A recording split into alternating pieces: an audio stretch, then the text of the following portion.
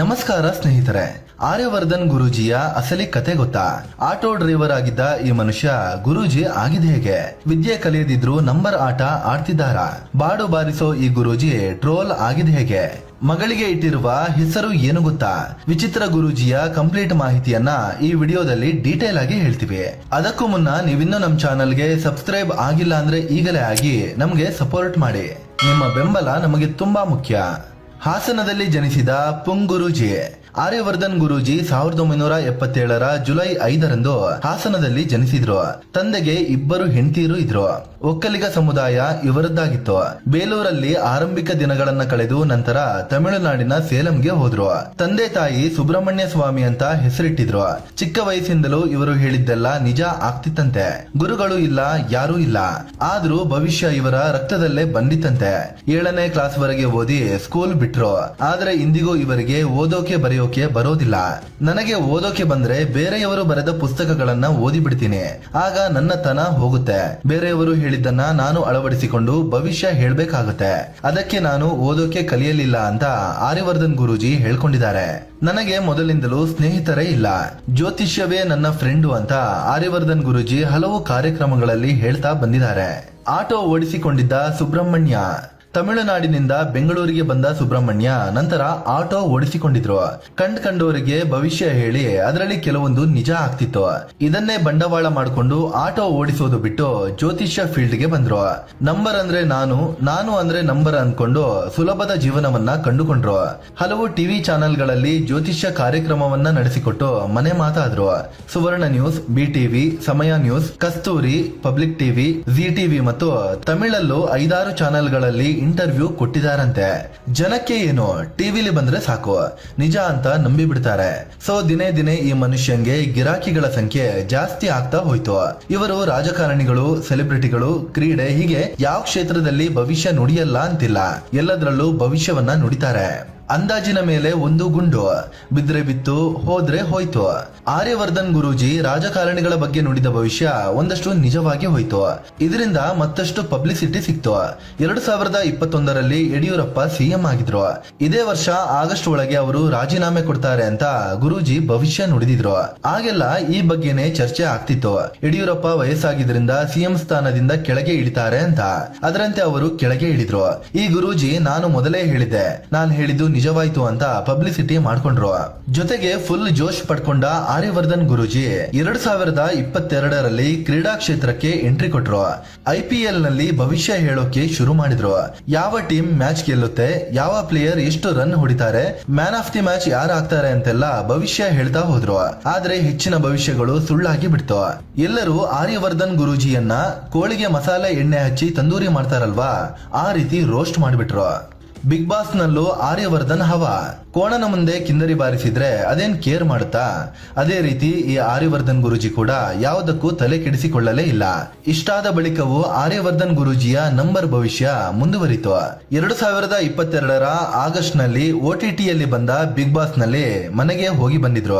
ಒಳಗೆ 43 ದಿನ ಇದ್ರು. ಬಿಗ್ ಬಾಸ್ಗೂ ಇಂಥವರೇ ಬೇಕಲ್ವಾ? ಸೊ ಬಿಗ್ ಬಾಸ್ ಸೀಸನ್ 9ರಲ್ಲೂ ಭಾಗವಹಿಸಿದ್ರು.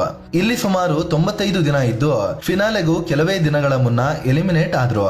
ಆದ್ರೆ ಮನೆಯಿಂದ ಹೊರಗೆ ಬರುವಷ್ಟರಲ್ಲಿ ಬಿಗ್ ಬಾಸ್ ಯಾಕೆ ಫೇಮಸ್ ಆಗಿದೆ ಅನ್ನುವ ರಹಸ್ಯವನ್ನ ಕಂಡು ಹಿಡಿದಿದ್ರು. ಹೌದು, ಅಲ್ಲಿ ಕಿಚನ್ ನಿಂದ ಹಿಡಿದು ಟಾಯ್ಲೆಟ್ ವರೆಗೆ, ಹಾಲ್ ನಿಂದ ಹಿಡಿದು ರೂಮ್ ವರೆಗೆ ಎಲ್ಲಾ ಕಡೆ ವಾಸ್ತು ಸ್ಟೋನ್ ಇಟ್ಟಿದ್ದಾರೆ. ಅದಕ್ಕೆ ಬಿಗ್ ಬಾಸ್ ಕ್ಲಿಕ್ ಆಗಿದ್ದು ಅಂತ ಆರ್ಯವರ್ಧನ್ ಹೇಳಿದ್ರು. ಇದಾದ್ಮೇಲೆ ಡ್ಯಾನ್ಸ್ ಕರ್ನಾಟಕ ಡ್ಯಾನ್ಸ್ ನಲ್ಲೂ ಆರ್ಯವರ್ಧನ್ ಗುರೂಜಿ ಸ್ಟೇಜೇ ಅದುರಿ ಹೋಗುವಂತೆ ಸ್ಟೆಪ್ ಹಾಕಿದ್ರು. ಚಪ್ಪಾಳೆ ಕೂಡ ಗಿಟ್ಟಿಸಿಕೊಂಡಿದ್ರು. 1ನೇ ಕ್ಲಾಸ್ ನಲ್ಲೇ ಲವ್ ನಲ್ಲಿ ಬಿದ್ದ ಗುರೂಜಿ. ಆರ್ಯವರ್ಧನ್ ಗುರೂಜಿಗೆ ಮದುವೆ ಆಗಿದೆ. ಇವರು ಸ್ಕೂಲ್ ನಲ್ಲಿ ಅಂದ್ರೆ 7ನೇ ಕ್ಲಾಸ್ ವರೆಗೆ ಓದಿದ್ರಲ್ವಾ, ಆಗ ಇವರ ಜೊತೆ ರಂಜಿತಾ ಅನ್ನೋ ಒಂದು ಹುಡುಗಿ ಓದ್ತಿದ್ರು. ಆಕೆಯನ್ನ 1ನೇ ಕ್ಲಾಸ್ ನಲ್ಲೇ ಲವ್ ಮಾಡ್ತಿದ್ರಂತೆ ಗುರೂಜಿ. ದೊಡ್ಡವರಾದ್ಮೇಲೆ ಲವ್ ಕಮ್ ಅರೇಂಜ್ ಮ್ಯಾರೇಜ್ ಆಗಿದ್ದಾರೆ. ಪತ್ನಿ ಸರ್ಕಾರಿ ಕೆಲಸದಲ್ಲಿ ಇದ್ರು. ಎಷ್ಟೋ ಸಲ ಆರ್ಯವರ್ಧನ್ ಗುರೂಜಿಯ ಆಟೋ ಸರ್ವಿಸ್ಗೆ ದುಡ್ಡು ಇಲ್ಲದಾಗಲೂ ಪತ್ನಿ ದುಡ್ಡು ಕೊಡ್ತಿದ್ರಂತೆ. ಚಾನೆಲ್ಗಳಿಗೆ ಜ್ಯೋತಿಷ್ಯ ಕಾರ್ಯಕ್ರಮ ನಡೆಸಲು ಹೋಗುವಾಗಲೂ ದುಡ್ಡು ಕಟ್ಟಬೇಕಿತ್ತು. ಅದನ್ನ ಕೂಡ ಪತ್ನಿ ಕೊಡ್ತಿದ್ರು. ಹೆಂಡತಿ ನನಗೆ ದೇವರು ಇದ್ದಂಗೆ, ಆಕೆ ಕಾಲಿಗೆ ಬೇಕಾದ್ರೂ ಬೀಳ್ತೀನಿ ಅಂತ ಗುರೂಜಿ ಹೇಳ್ಕೊಂಡಿದ್ದಾರೆ. ಮಗಳಿಗೆ ವಿಚಿತ್ರ ಹೆಸರು ಇಟ್ಟ ಗುರೂಜಿ. ಆರ್ಯವರ್ಧನ್ ಗುರೂಜಿ ಮದುವೆ ಆದ್ಮೇಲೆ ಹೆಂಡತಿ ಕೈ ನೋಡಿ ನಮಗೆ ಲೇಟ್ ಆಗಿ ಮಕ್ಕಳಾಗುತ್ತೆ ಅಂತ ಭವಿಷ್ಯ ನುಡಿದಿದ್ರಂತೆ. ಮದುವೆಯಾಗಿ 12 ವರ್ಷಗಳ ಬಳಿಕ ನಮಗೆ ಮಗಳು ಜನಿಸಿದ್ದು ಅಂತ ಗುರೂಜಿ ಹೇಳಿದ್ದಾರೆ. ಇನ್ನು ಮಗಳಿಗೆ ಆಲಿಯಾ ಅಬಿದಾ ಅನ್ನೋ ಹೆಸರು ಇಟ್ಟಿದ್ದಾರೆ. ನನ್ನ ಮಗಳು ಪಾಕಿಸ್ತಾನಕ್ಕೆ ಹೋದ್ರೂ ಕರೆಯೋ ರೀತಿಯಲ್ಲಿ ಹೆಸರು ಇಡಬೇಕು ಅಂತ ಇತ್ತು. ಅದಕ್ಕೋಸ್ಕರ ಎಲ್ಲಾ ಧರ್ಮಗಳಿಗೂ ಅನ್ವಯ ಆಗುವಂತೆ ಹೆಸರು ಇಟ್ಟಿದ್ದಾರಂತೆ. ಬಾಡು ಬಾರಿಸುವ ನಂಬರ್ ಗುರೂಜಿ. ಆರ್ಯವರ್ಧನ್ ಗುರೂಜಿ ಇತ್ತೀಚೆಗೆ ಮನುಷ್ಯನ ದೇಹದ ಹಿತ್ಲಲ್ಲಿ ಮಹಾಲಕ್ಷ್ಮಿ ಇರ್ತಾರೆ, ಆ ಜಾಗವನ್ನ ಸವರಿದ್ರೆ ಒಳ್ಳೆಯದು ಅಂತೆಲ್ಲ ಹೇಳಿ ಕೆಟ್ಟದಾಗಿ ಟ್ರೋಲ್ ಆಗಿದ್ರು. ಇದಾದ್ಮೇಲೆ ಈಗ ಕಿರಿಕೀರ್ತಿ ಜೊತೆ ಸೇರಿಕೊಂಡು ತರ್ಲೆ ಟಾಕ್ ಅನ್ನೋ ಚಾನೆಲ್ ನಲ್ಲಿ ಕಾಣಿಸಿಕೊಳ್ತಿದ್ದಾರೆ.